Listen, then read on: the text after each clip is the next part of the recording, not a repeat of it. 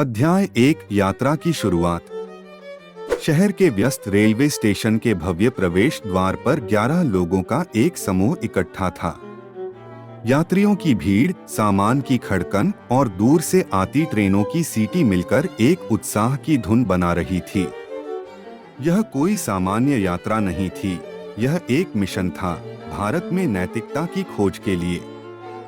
XP sir, अनुभवी शिक्षक, अग्रणी खड़ा था। उसकी आंखों में रोमांच की चमक थी। एक गहरी समझ और समर्पण वाले व्यक्ति। एक्सपी सर केवल एक मार्गदर्शक नहीं थे, बल्कि एक गुरु थे जो अपने छात्रों को एक परिवर्तित यात्रा पर ले जाने के लिए तैयार थे। उनके पीछे 10 छात्र अपनी अनोखी जिज्ञासा और दृढ़ संकल्प के साथ आने वाली चुनौतियों के लिए तैयार थे।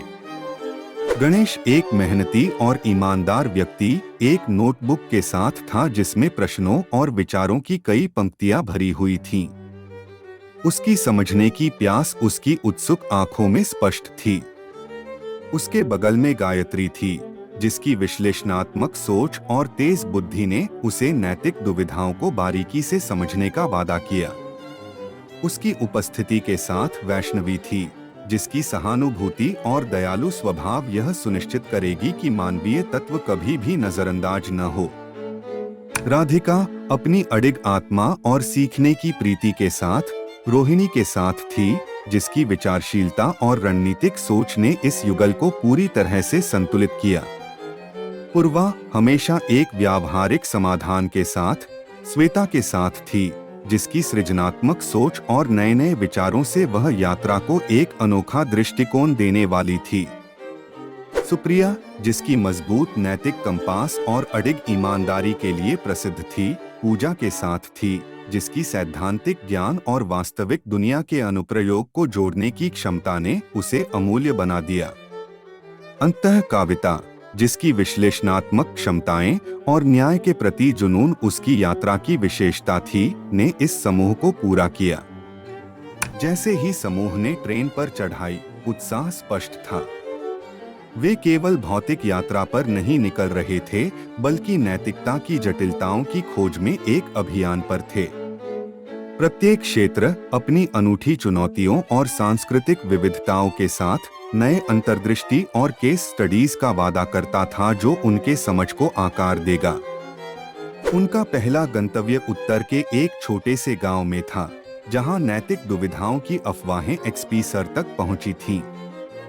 यह गांव अपनी सघन समुदाय और प्राचीन परंपराओं के साथ उनका पहला परीक्षण होगा। छात्र उत्सुक थे, उनके मन में प्रश्नों और परिकल्पनाओं का तूफान था कि इस शांतिपूर्ण दिखने वाले सेटिंग में नैतिकता कैसे काम करती है।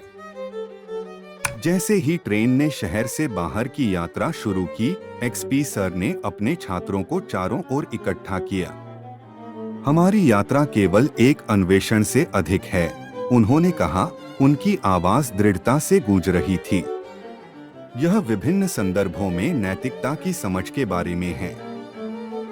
आप में से प्रत्येक इस अभियान में एक महत्वपूर्ण भूमिका निभाएगा।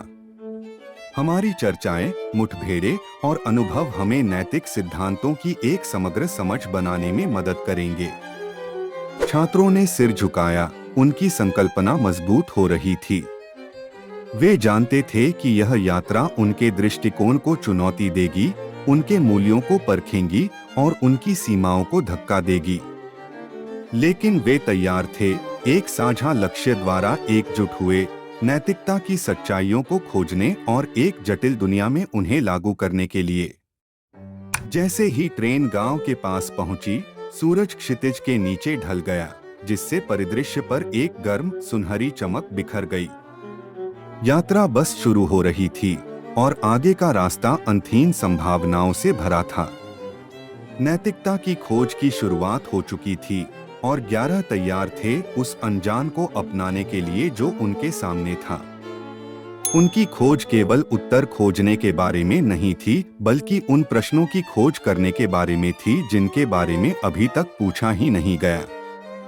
एक साथ एक्सपी सर और उसके छात्र भारत के नैतिक भूल भुलैया के माध्यम से यात्रा करेंगे, उनकी यात्रा के हर कदम से उनकी समझ को गहराई से जोड़ते हुए और नैतिकता पर उनके दृष्टिकोण को आकार देते हुए।